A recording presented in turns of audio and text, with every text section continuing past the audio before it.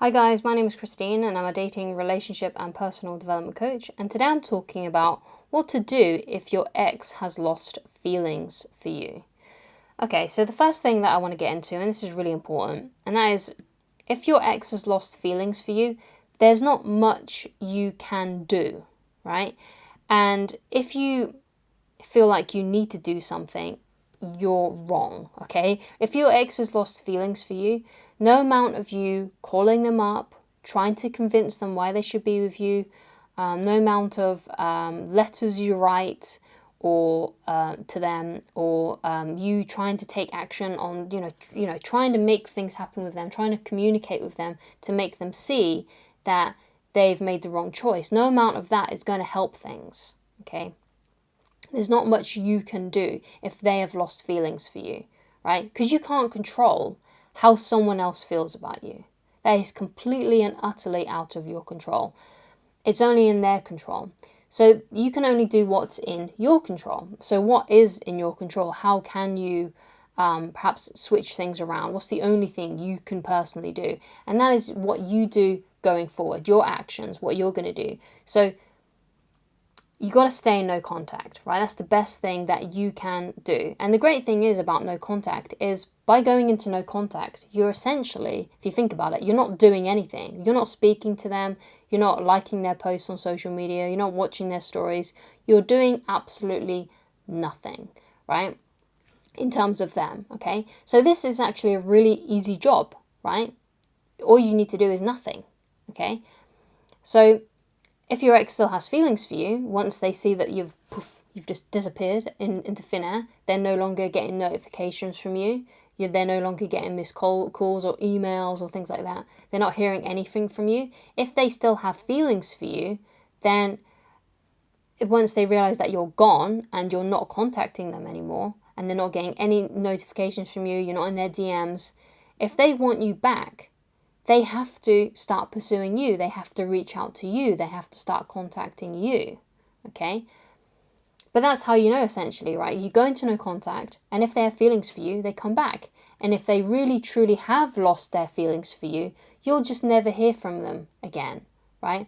And both of those scenarios are good, because if they come back, that's great. You get your ex back. Okay, but if they don't, that's also good, because now you can open some space in your life to essentially find someone new, or maybe you want to work on your goals for a little while, which I recommend that you do. You shouldn't go from one relationship straight into another. Obviously, it depends how much time has gone by since your ex broke up with you and things ended. But if you've had a hard emotional time about this and you still feel like your feelings are very much engaged with your ex, then I would probably start from now and think, okay, I need about a minimum amount is 6 months to start feeling better about myself after this breakup. You need at least 6 months to get over this sort of thing. And I say that at least because usually you probably need a lot more time. Sometimes it can be up to a year or maybe a year and a half before you start feeling a bit better, depending on how much your personal emotions were engaged in that relationship and in that breakup. Okay, so minimum give yourself 6 months, and when I say that, I mean like minimum 6 months before you start dating someone again, before you start dating new people. I'm not saying minimum 6 months you give your ex to see if they come back. You shouldn't be sitting around waiting by the phone for them to come back, because you don't know, right? You should assume when someone breaks up with you, and you feel like they have no feelings for you anymore, you have to assume that it's over and that they're not coming back. So therefore, you have to start moving on pretty much immediately. Now, I'm not saying you're going to move on immediately, because you're not going to move on. Some days are going to be better than others. There are going to be days when you feel good. There are going to be days where you feel really sad and bad about yourself and you miss them, right? But you start the process of moving on as soon as you get dumped, right? And that means you start doing things that you enjoy, that make you feel good, that uplift you, that make you feel inspired. So working on your goals, working on things that you want to achieve, exercising, eating right, getting yourself right emotionally, and also giving yourself time and understanding that this kind of thing does take time and it does take a while for you to move on from someone.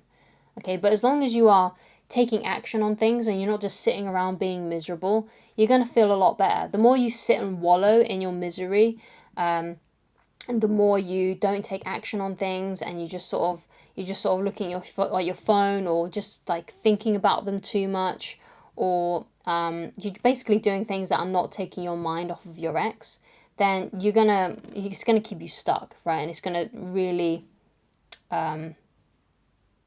make you go back a few steps, basically, when it comes in terms of moving on from them. So you want to move yourself forward, right? And the best way to do that is to move yourself forward in your own personal life, right? So that means figuring out what you want to do with your life, figuring out what your goals are, what you want to achieve. Now, I think most people, when I say that, have an idea of the things that they want to achieve in life. So you should already have an idea of what you're hoping to achieve, what you would like to have in your life, what would you like to do, where would you like to go, place, thinking about all those kinds of things. Like, where would you like to be in 5 years' time? Like, what kind of body would you have?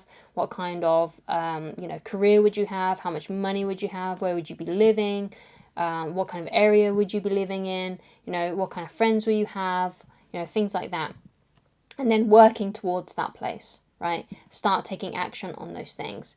And the more you take action, the more confident you feel. Like, the more you check off your to-do list basically every day, the better you feel, the more confident you feel. But when you're not doing anything and you're having kind of like a sluggish day, and kind of like a lazy day, that's when all the doubts, that's when all the fears are going to start manifesting in your brain. You're going to start feeling really bad about yourself.